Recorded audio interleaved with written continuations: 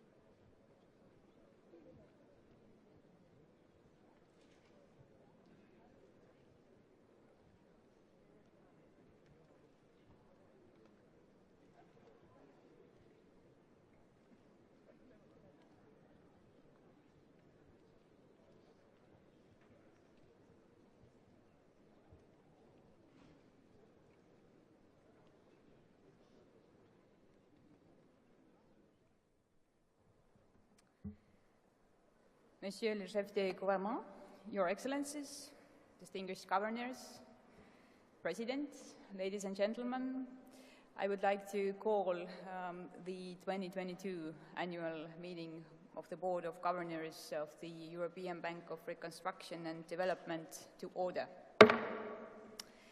On behalf of the Board of Governors, I would really like to welcome you all to our meeting this morning.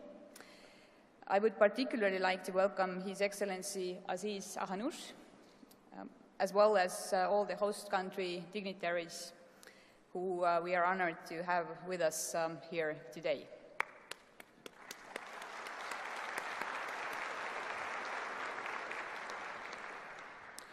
As part of this opening session, there will be statements by His Excellency Mr. Ahanoush, by me as acting chair of the Board of Governors, and by the EBRD President Odile Renaud-Passot.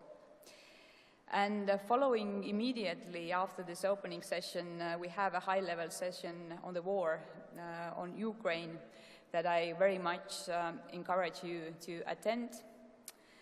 And before we get to this point, however, I propose that we adopt the agenda and also approve the provisions relating to the conduct of our meeting, which are included in the report of the Procedures Committee and have been circulated to all the governors.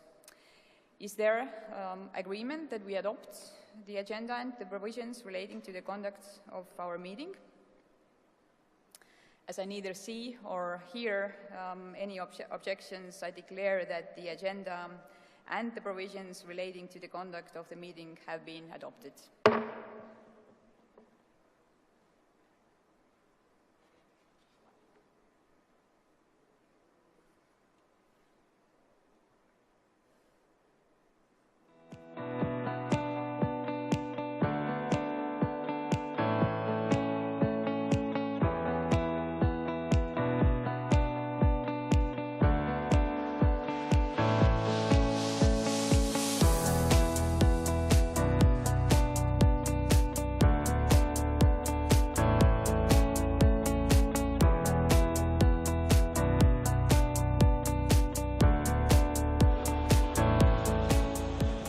We have invested in electrical ground surface equipment because it's better for the environment. We have a greener handling and a cleaner handling. It's better for the health of our employees as well, which is very important to us, and it's noise reducing.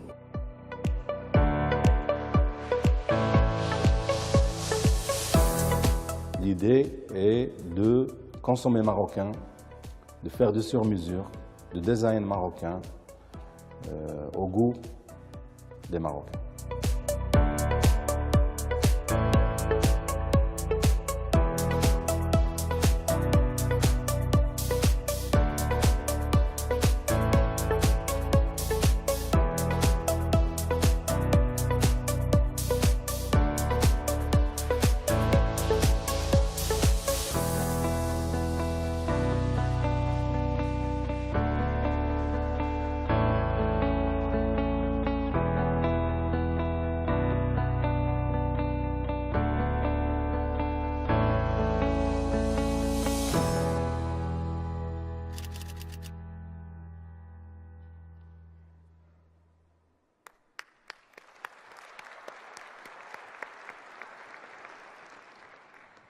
I think we can all agree that this video has given us all a short but really insightful view into all the great work that the EBRD has achieved and in fact continues to deliver here in Morocco. It is truly an inspiring and a perfect introduction to our first speaker. Ladies and gentlemen, I have the very real honor of inviting His Excellency, Mr. Aziz Ahanoush, to address this meeting.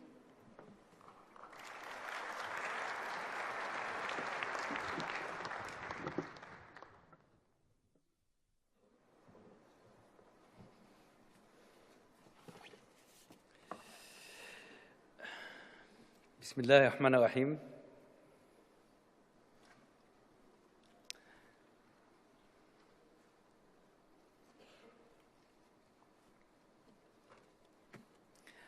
أصحاب المعالي المحافظين، معالي رئيسة البنك الأوروبي لإعادة الإعمار والتنمية، السيدات والسادة الوزراء، السيد والي صاحب جلالة، السيد رئيس الجهة، حضرات السيدات والسادات، يسرني أن أفتتح اليوم أشغال الاجتماع السنوي لمجموعة البنك الأوروبي لإعادة الإعمار والتنمية لسنة 2022، والذي تفضل صاحب جلالة الملك محمد السادس نصره الله بإضفاء رعايته السامية عليه، تقديراً من جلالته للدور المتميز الذي يطلع به البنك في إرساء دعائم التنمية الاقتصادية والاجتماعية المستدامة وتعزيز أواصر التعاون والتكامل بين الدول.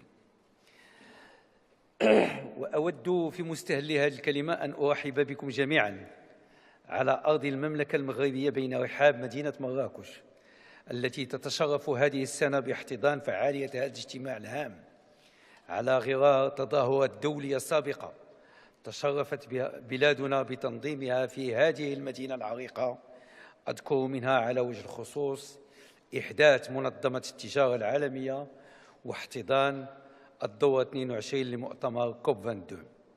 كما ستحظى مراكش سنة 2023 بشرف تنظيم الاجتماعات السنوية لمجموعة البنك الدولي وصندوق النقد الدولي.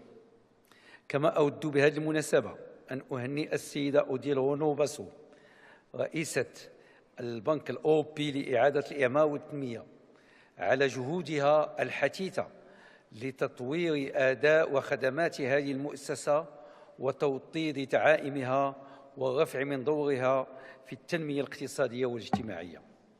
حضرات السيدات والسادة، ينعقد هذا الاجتماع السنوي لمجلس محافظي البنك الأوروبي لإعادة الإعمار والتنمية التي تنطلق أعماله اليوم في ظرفية دولية غير مسبوقة. في هذا الإطار أنوه بالاختيار الموفق لموضوع الاجتماع السنوي للبنك الذي ينعقد تحت شعار رفع التحديات في عالم متقلب، حيث يمثل هذا الاجتماع فرصة سائحة للتشاور والحوار حول تداعيات المستجدات الاقتصادية والاجتماعية ومحطة للتأمل في الآفاق المستقبلية. فكما تعلمون يعيش العالم منذ سنة 2020 على وقع أزمات متتالية، انطلقت بأزمة كوفيد-19 التي تسببت في ركود اقتصادي غير مسبوق، ومع بروز آمال تحسن الوضعية الصحية وبداية انتعاش الاقتصاد العالمي سنة 2021 انطلقت أزمة جديدة مرتبطة بارتفاع أسعار المواد الأولية بفعل ارتفاع الطلب، وتفاقمت في بداية هذه السنة حدة التضخم على خلفية تصاعد الاضطرابات الجيوستراتيجية واندلاع الأزمة الأوكرانية، وهو ما شكل صدمة بالنسبة للاقتصاد العالمي. للإجابة عن هذه التحديات لا يمكن أن يقتصر الأمر على تسجيل صعوبة المرحلة أو تدارس آثارها فحسب، بل يجدر توحيد جهود مختلف الفاعلين دولياً بروح مسؤولية مشتركة من أجل إيجاد الحلول الكفيلة بإخراج العالم من هذه الأزمة وتخفيف آثارها على الاقتصادات الوطنية، خاصة على الدول متوسطة ومنخفضة الدخل، حيث تعاني الدول النامية خاصة من العجز الحاصل بين التوازن بين العرض والطلب فيما يخص المواد الأولية المستوردة، وينتج عنها عن استمرار هذا الوضع تفاقم سلوكات غير مستدامة. فهل يعقل مثلاً أن تستعمل الأراضي الفلاحية كمصادر إنتاج بديل للطاقة في حين أن العالم في حاجة لتوافر المنتوجات الغذائية الأساسية وبأثمنة معقولة؟ هل من المستدام أن تثقل دول كاهلها بديون تخصص لدفع أثمنة استيراد متصاعدة وتبعثر أولوياتها التنموية.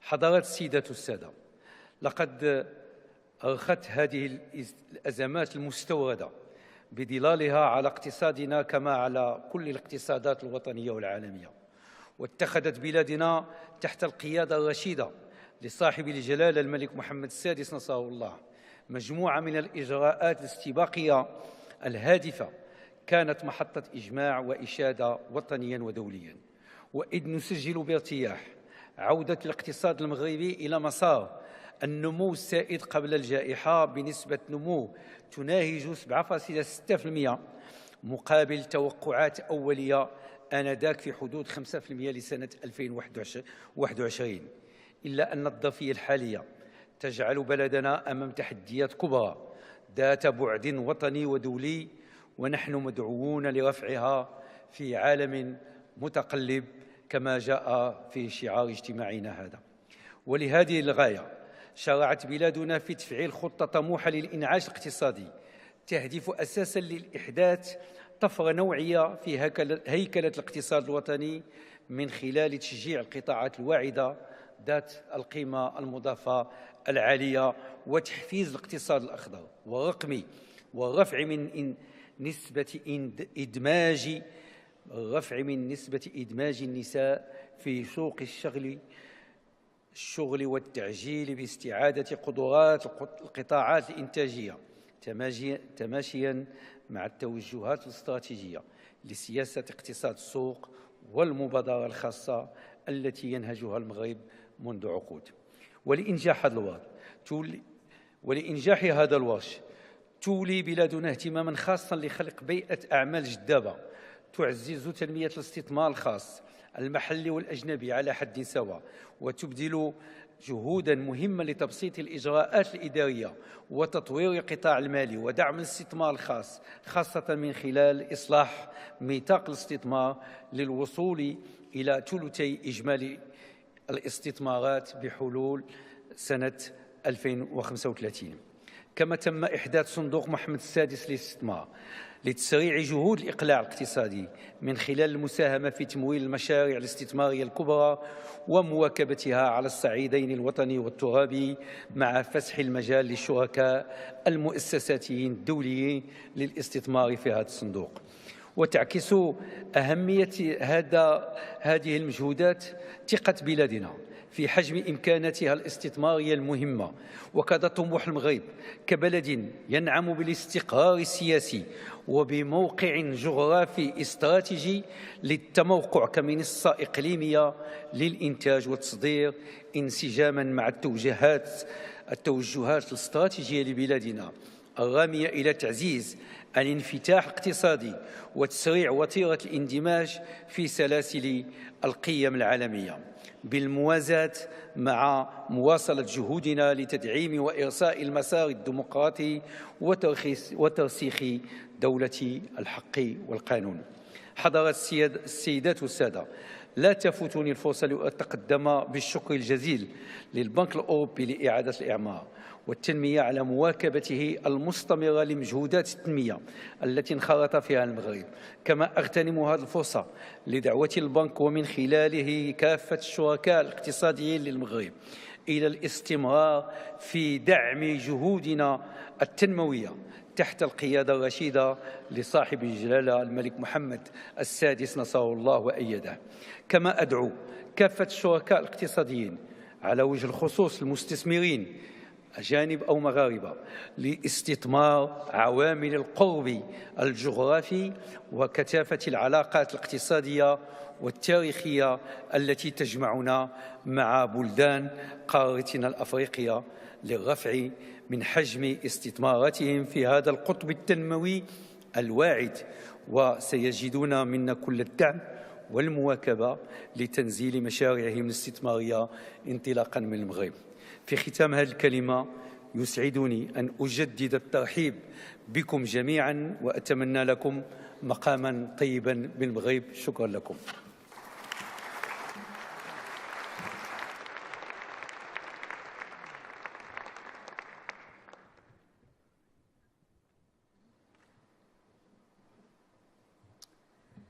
I would like to thank His Excellency Mr. Hahanoush for addressing the meeting. And I should now like to address you as acting chair of the Board of Governors. Your Excellencies, distinguished governors, President, ladies and gentlemen, it is truly an honor to address you as acting chair of the Board of the Governors and to welcome you all, and especially you, Monsieur le Chef de Gouvernement, to this 31st annual meeting of the EBRD. It is really wonderful that after 2 years of mainly virtual events, so many of you are attending in person. And we are really fortunate to be here in this beautiful place, which is steeped in such a rich history. We are honored to have received the high patronage that His Majesty the King has granted to this event. And I would like to thank you, Monsieur le Chef de Gouvernement, and all the Moroccan authorities for hosting us here in this very vibrant city. I would also like to welcome Algeria and the United Arab Emirates, who are 2 new members that have joined the bank since we last met. We look forward to cooperating closely with both of you in the future. And I would like to particularly welcome the delegation of the United Arab Emirates to their first annual meeting. From our own Estonian experience, I can testify that EBRD has been a unique partner in delivering a successful and private sector-driven development model of the Estonian economy. This will remain relevant for our green transition challenge in years to come. The EBRD offering, its focus on the private sector, combined with the Article 1 imperative of democracy, has been hugely successful. Sadly, today we also witness in extreme the result of countries failing in respect of EBRD core values. There are difficult lessons here for us all. Before turning to the focus of our discussions today, it is important to recall the bank's achievements since our last annual meeting in 2021, in July 2021. Under your leadership, President, the bank has continued to deliver strong results within the current strategic and capital framework, which we as governors approved 2 years ago in 2020. The implementation report on our agenda later today shows the great work that has been done on the key pillars of digital transition, gender equality of opportunity, and, of course, the mobilization of private finance. Crucially, the bank has met its goal of investing more than half of its total annual investment in green economy transition projects last year. However, 2021 will feel very distant for the people of Ukraine and those in many Ukraine's neighboring countries.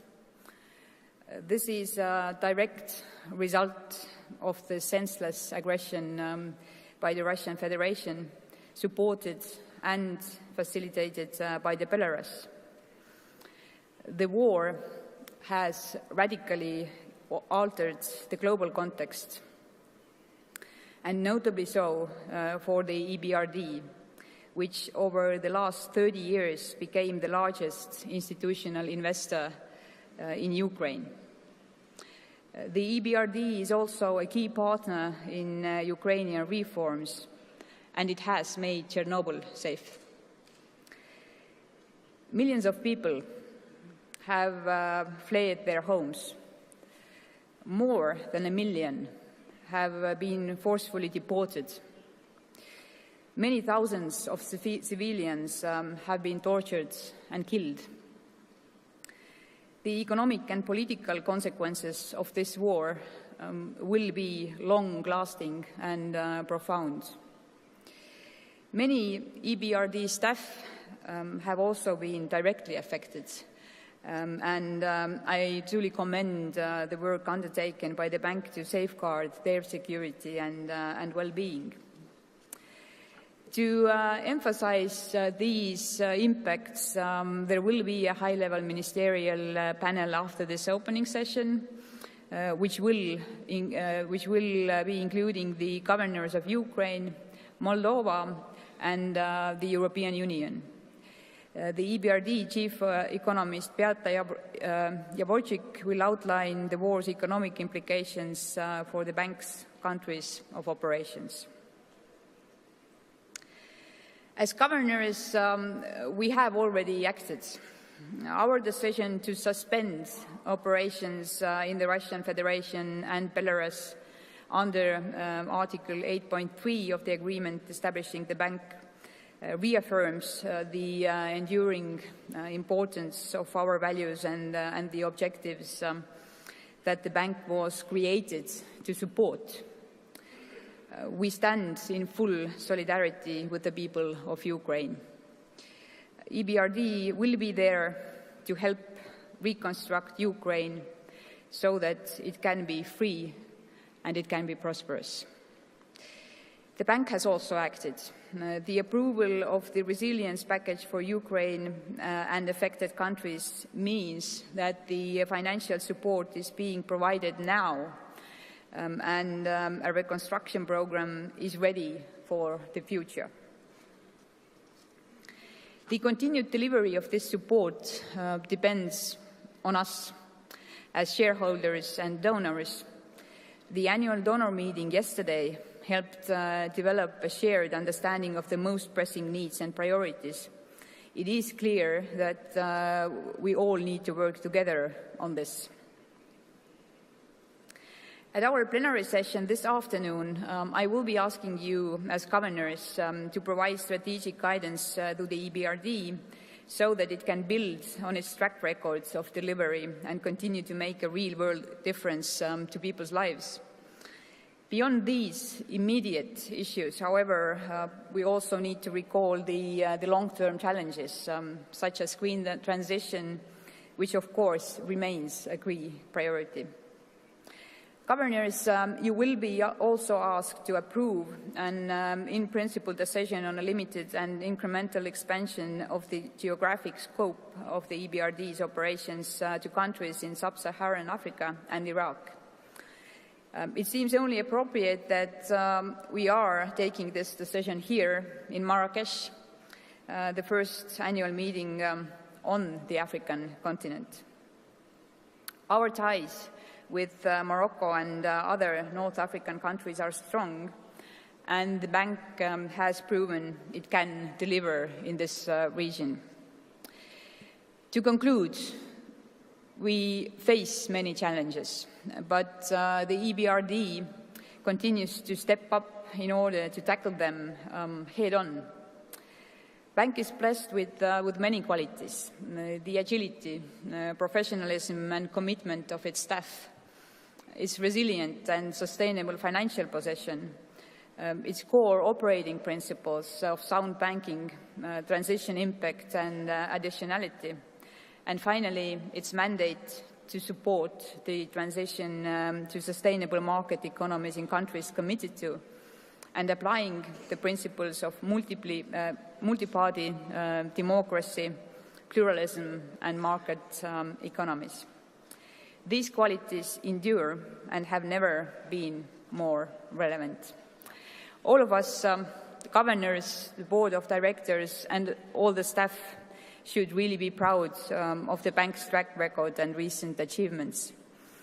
I offer heartfelt congratulations to you, President Renaud Basseau, and your team on your record of success in responding to challenges in a turbulent world, as the theme of our meeting very correctly describes it. Ladies and gentlemen, thank you.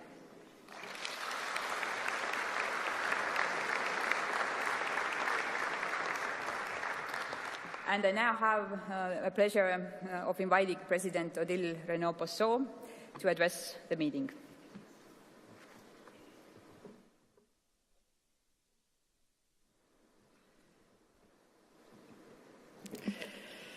Monsieur le chef de gouvernement, Mesdames et Messieurs les gouverneurs, chers collègues, Mesdames et Messieurs, je vous souhaite la bienvenue à la première assemblée annuelle de l'EBRD sur le continent africain.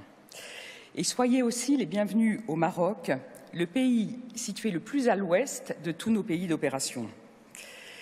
Ce que nous avons réalisé ici au Maroc depuis 10 ans est le résultat d'un partenariat très fort avec nos amis marocains, dont je veux saluer ici l'énergie et l'esprit d'entreprise.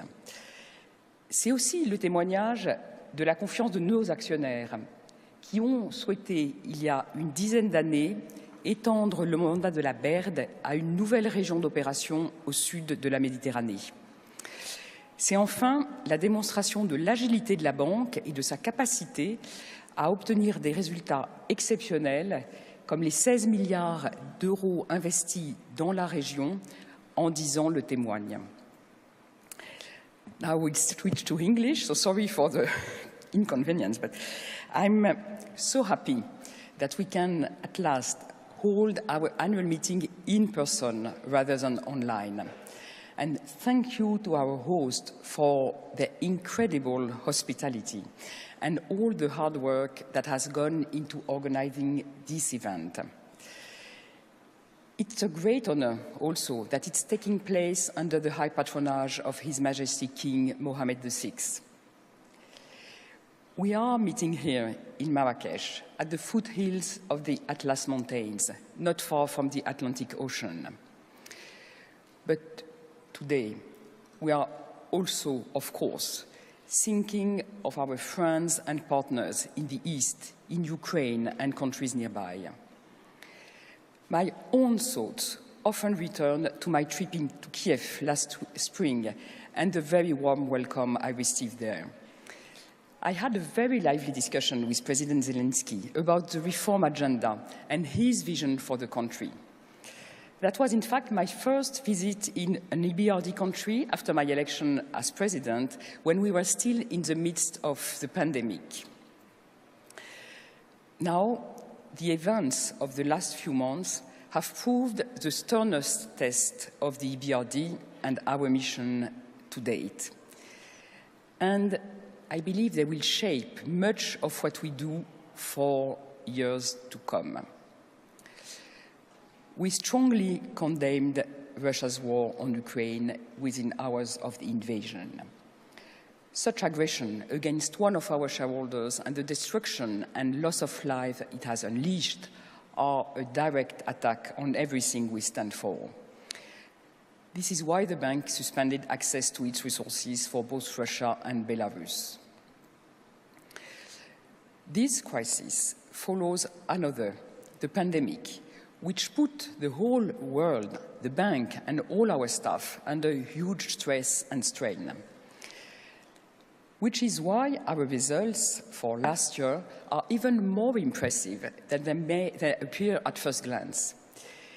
They include record investment of 5.4 billion euros in the green economy, more than half our business volume, and record profit of 2.5 billion euros. Although, I must tell you, we must expect a different picture in 2022. Yes, this year, the landscape looks very different. The economic damage from this war will be severe and long-lasting. And it will affect every EBRD region, including this one, by increasing energy and food prices, undermining energy and food security, increasing inflation, and weakening growth. The EBRD will deploy the full range of its instruments, investments, and policy work to counteract the impact of this conflict on all our countries of operation. Time after time, the EBRD has shown its true character during a crisis. And we are demonstrating that character again today.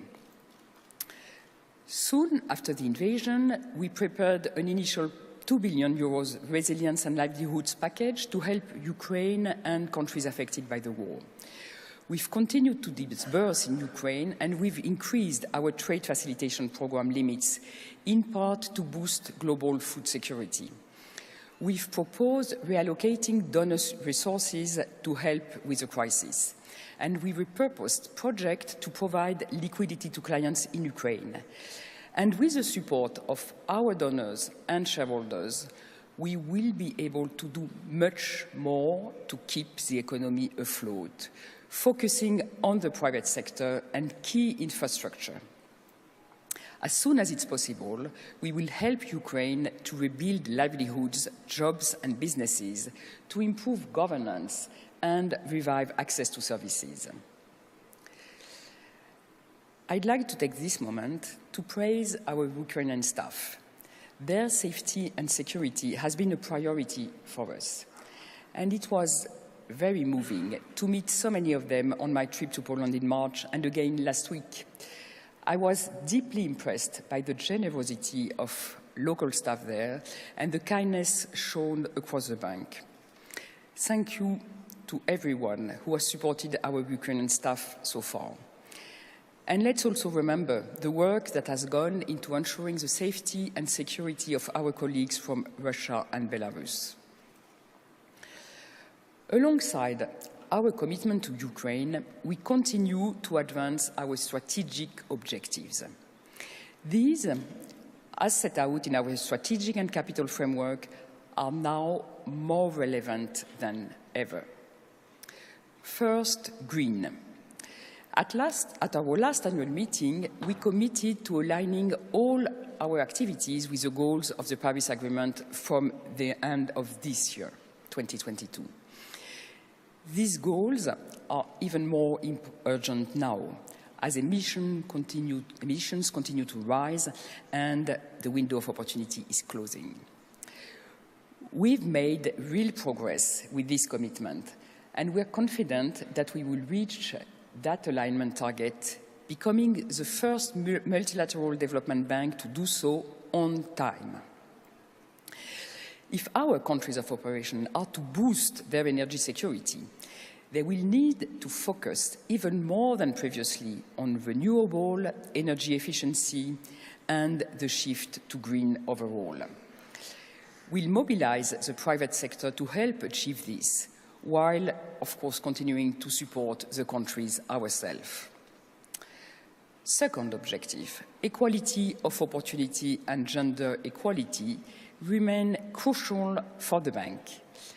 In November, we launched strategies setting out our ambition to integrate gender into at least 40% of our operations by 2025, and to promote equality of opportunities through at least a quarter of our projects. We are already approaching that target. A third of our projects signed last year had a strong gender component. Third priority, our digital approach, also launched in November, focuses our investments and policy work on laying the foundations for digital transformation and helping our partners to adapt to it and innovate. At the same time, our work in Ukraine and in all our countries of operation, along with the three priorities I've just listed, must not obscure our long-term vision for investing in sub-Saharan Africa too. We are ready to start work further into Africa on the basis of the phased approach submitted for your consideration at this annual meeting. In the meantime, the EBRD will continue to invest in changing lives across all our regions to address the many challenges we face, and it will continue to make history. Ladies and gentlemen, at last year's annual meeting, when we were marking online our 30th birthday, I told you that for EBRD, the time for making history was not yet over. The last few months confirmed this. These recent dreadful events are not the kind any of us want to live through. But I am convinced that our response is the right one, and that despite the very hard work which surely lies ahead, and with your support, we will prevail. Thank you very much.